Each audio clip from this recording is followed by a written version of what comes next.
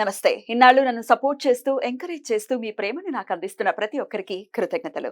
అలాగే ఈ వీడియో కూడా ఖచ్చితంగా మీకు ఉపయోగపడుతుంది. లైక్, షేర్ అండ్ సబ్స్క్రైబ్ చేసి మీ సపోర్ట్‌ని నాకు అందించండి. అలాగే ఈ వీడియో పట్ల మీకున్న అభిప్రాయాన్ని కామెంట్ సెక్షన్‌లో కామెంట్ చేసి తెలియజేయండి. ఇప్పుడు వీడియోని చూద్దాం. జ్యోతిష్య శాస్త్రం ఒక అద్భుతం. వేదాంగమైన జ్యోతిష్య శాస్త్రం అనేటువంటిది మానవ జీవన గమనానికి ఒక వరం. జ్యోతిష్య శాస్త్రం నీ జీవితంలో వెలుగునింపే ఒక భాష.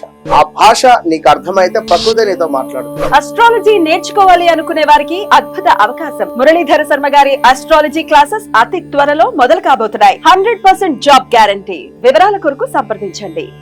నమస్తే, వెల్కమ్ టు అవర్ ఛానల్. నేను పద్మిని. ప్రస్తుతంతో పాటు ప్రముఖ ఆధ్యాత్మికవేత్త, ఆస్ట్రోన్యూమరాలజిస్ట్, వేదిక్ వాస్తు స్పెషలిస్ట్, శ్రీ విద్య మరియు హనుమత్ ఉపాసకులు బ్రహ్మశ్రీ డాక్టర్ సిస్లా జయశంకర్ గారు మనతో పాటు ఉన్నారు. మాట్లాడదాం.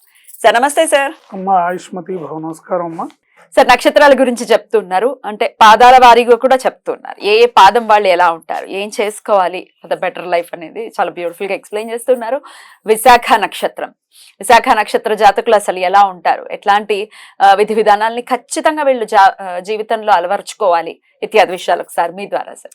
తప్పకుండా అమ్మా. విశాఖ నక్షత్రానికి గురువు అధిపతి అయినప్పటికీ కూడా వీళ్ళ బుద్ధి, వీళ్ళ మెంటాలిటీ, వీళ్ళ ప్రవర్తన కొంచెం డిఫరెంట్ గా ఉంటుంది. ఎందువల్ల? అది కారణం భగవంతుడికి తెలియదు. వీళ్ళకి విశాఖ నక్షత్రంలో పుట్టిన వాళ్ళ లక్షణాలు మహర్షి ఏం చెప్తున్నాడంటే, ద్వేష బుద్ధి గలవాడు. ఫస్ట్ పాయింట్ అది. అయ్యో. బహుప్రలాపి అంటే ఎక్కువ మాట్లాడు. ద్వేషబుద్ధి గలవాడు, బహుప్రేలాపి, సుతదార సమన్వితుడు, ధనవంతుడు, ప్రాజ్ఞుడు, దేవబ్రాహ్మణ భక్తి గలవాడు, ఉదారుడు, నేత్రరోగి, స్వయం కృషితో ఏదైనా సాధించగల నేర్పు ఉంటుంది. ఒరిజినాలిటీ ముఖ్యం. వీళ్ళకి ఒరిజినాలిటీ ఉండాలి, అది మిస్ అవుతుంది. ఒకటో పాదంలో పుట్టిన వాళ్ళని కనుక తీసుకుంటే మోసగాడు, జ్యోతిష శాస్త్ర విద్వాంసుడు, వ్యాపారి, జ్యోతిశాస్త్ర విద్వాంసుడు, వ్యాపారి సపోర్ట్ కావాలి, ఒరిజినాలిటీకి భిన్నంగా ఉండాలి. అంటే మోసగాడు, జ్యోతిశాస్త్రవేత్త, విద్వాంసుడు, వ్యాపారి సపోర్ట్ అంటే జ్యోతిశాస్త్రం ద్వారా వ్యాపారం చేస్తాడు.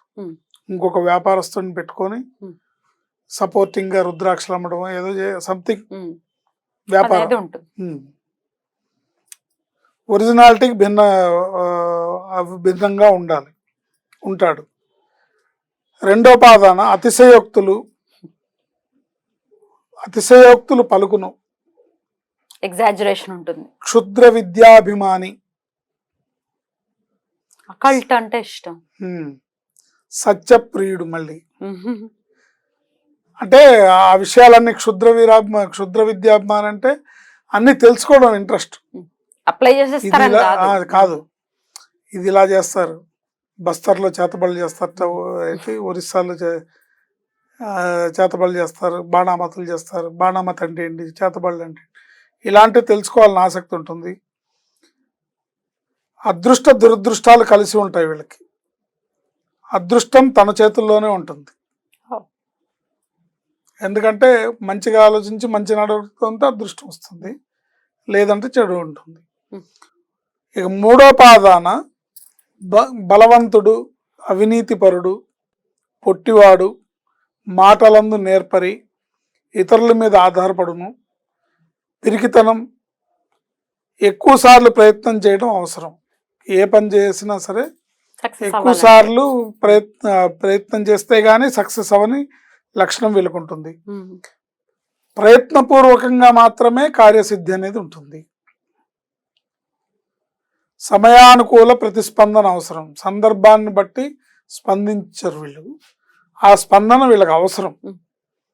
సందర్భాన్ని బట్టి రియాక్ట్ అవుతే బాగుంటుంది, కానీ సందర్భానికి వ్యతిరేకంగా రియాక్ట్ అవుతే వ్యతిరేకమైన ఫలితాలు వస్తాయి. నాలుగో పాదాన ధని, మేధావి, చతురతతో భాషించుట, శారీరక శ్రమ చేయగలిగితే రాణిస్తారు. మాటలు చెప్తారు కానీ శారీరక శ్రమ తక్కువగా చేస్తారు. ఆ శారీరక శ్రమను చేస్తే వీళ్ళు చెప్పిన మాటలకి ఫలితాలు అనేవి వస్తాయి. మానసిక ఆలోచనలకు ప్రాధాన్యత ఇవ్వరాదు. నిరీక్షణానంతర ఫలితాలు, ఎంతో కొంత వెయిటింగ్ పీరియడ్ ఉంటుంది. పోరాటాలు అవసరం అవుతాయి. దేనికోసమైనా స్ట్రగ్లింగ్ అనేది అవసరం అవుతుంది. ఇది ఈ విశాఖ నక్షత్రం వాళ్ళ లక్షణాలు. 4 పాదాల లక్షణాలు. ఏం చేంజ్ చేసుకోవాలి సార్ లైఫ్ లో ఖచ్చితంగా? వీళ్ళు ఖచ్చితంగా పేరెంట్స్ ని రెస్పెక్ట్ ఇవ్వాలి. గురువుల్ని పెద్దల్ని తోలనాడకూడదు. వాళ్ళకి రెస్పెక్ట్ ఇవ్వాలి. దైవ భక్తి పెంచుకోవాలి. గురువుల్ని పెద్దల్ని గౌరవించాలి, తల్లిదండ్రుల్ని గౌరవించాలి. వీళ్ళు జనరల్ గా గురువులన్నా లెక్క ఉండదు, తల్లిదండ్రులన్నా లెక్క ఉండదు. ఎంత గురువు నక్షత్రం అయినా ఆపోజిట్ గా ఉంటారు. గురువు అంటే చాలా ఆస్పిషియస్ ప్లానెట్ అది ఇది అంటారు కదా. ఉన్నారు, ఆపోజిట్ లోనే ఉన్నారు. పునర్వసు కూడా ఇదే ఇట్లాంటిదే చూస్తాం. ఇప్పుడు గురువు గారు అధిపతిగా ఉన్నంత మాత్రాన ఆయన లక్షణాలు వచ్చేస్తాయని ఏం లేదు. ఇప్పుడు ఒక క్లాసులో లెక్కల మాస్టర్ ఉంటాడు, ఆయన గణితంలో మేధావి, విద్యార్థి మేధావి వాళ్ళ రూలే ఉంది. అంతే. అయినా పండిత పుత్ర పరమసుంట అని ఆ చందాను అది. సో వీళ్ళు పేరెంట్స్ ని గౌరవించాలి, పెద్దవాళ్ళని. తర్వాత ఇన్లాస్ ని కూడా వీళ్ళు చులకనగా మాట్లాడతారు. మీ బాబు అలా చేశాడు, మీ అమ్మ ఇలా చేసిందని భార్యని మాట్లాడుతుంటారు. అవి కూడా మాట్లాడకూడదు. ఇవి గుర్తెరిగి తగ్గించుకోవాలి. ఇవే తగ్గించుకుంటే మంచిది అని ప్రకాష్ రాజ్ చెప్పినట్టుగా తగ్గించుకుంటే బాగుపడతారు. అండ్ లేజినెస్ కూడా ఉంటుంది వీళ్ళకి, బద్ధకం, పోస్ట్ పోన్మెంట్, చదువు అంటే అలక్ష్యం, ఇవన్నీ కూడా ఉంటాయి వీళ్ళకి. చదువు అంటే నెగ్లిజెన్స్. ఆ చదువుకున్నాడు ఏం సాధించాడు, పొద్దున్నే కోడ్ కూడా 4 వస్తుంది, ఏం సాధించింది, ఇలాంటి మాటలన్నీ మాట్లాడతారు. బాబాయ్. సో అన్ని మార్చుకోవాలి. కూరెండుకు తినేస్తున్నారు, అదే డైలాగ్. ఈ డైలాగ్స్ అన్ని వాడతారు. సో ఇవి జాగరూకత అంటే ఇవన్నీ గురు భగవానుడికి నచ్చవు. ఇవన్నీ డెఫినెట్లీ ఇవన్నీ గుర్తు పెట్టుకొని దాన్ని తగ్గించుకొని ఫిల్టర్ చేసుకుంటే బాగుంటారు, జీవితంలో అభివృద్ధిలోకి వస్తారు. ఆరాధన విషయం కూడా చెప్పండి సార్. ఏ దేవీ దేవతల ఆరాధన ఖచ్చితంగా చేయాలి వీళ్ళు? ఖచ్చితంగా దత్తాత్రేయుని ఆరాధించడం వీళ్ళకి అనేక రకాలుగా ఉత్తమమైన ఫలితాలను ఇస్తుంది. గురు స్వరూపం కాబట్టి దత్తాత్రేయుని ఆరాధించడం వల్ల ఆ పెద్దల యందు గురు భక్తి కలుగుతుంది, తల్లిదండ్రుల యందు భక్తి కలుగుతుంది. అంటే ఏవైతే వీళ్ళకి మైనస్ పాయింట్స్ ఉన్నాయో అవన్నీ ఎలిమినేట్ అవుతాయి దత్తుని ఆరాధించడం వల్ల. అద్భుతం సార్, చాలా బ్యూటిఫుల్ గా ఎక్స్ప్లెయిన్ చేశారు. శ్రీ దత్త శరణమ్మ అనే మంత్రాన్ని వీళ్ళు నిరంతరం జపించుకోవడం ద్వారా వాళ్ళలో ఉన్న బ్యాడ్ క్వాలిటీస్ ఏవైతే ఉన్నాయో, నెగిటివ్ లక్షణాలు ఏవైతే ఉన్నాయో అవన్నీ పోయి మంచి లక్షణాల్లో వస్తాయి. రకాలుగా ఉత్తమమైన ఫలితాలను ఇస్తుంది. గురు స్వరూపం కాబట్టి దత్తాత్రేయుని ఆరాధించడం వల్ల ఆ పెద్దల యందు గురు భక్తి కలుగుతుంది, తల్లిదండ్రుల యందు భక్తి కలుగుతుంది. అంటే ఏవైతే వీళ్ళకి మైనస్ పాయింట్స్ ఉన్నాయో అవన్నీ ఎలిమినేట్ అవుతాయి దత్తుని ఆరాధించడం వల్ల. అద్భుతం సార్, చాలా బ్యూటిఫుల్ గా ఎక్స్ప్లెయిన్ చేశారు. శ్రీ దత్త శరణమ్మ అనే మంత్రాన్ని వీళ్ళు నిరంతరం జపించుకోవడం ద్వారా వాళ్ళలో ఉన్న బ్యాడ్ క్వాలిటీ మంచి లక్షణాల్లో వస్తాయి.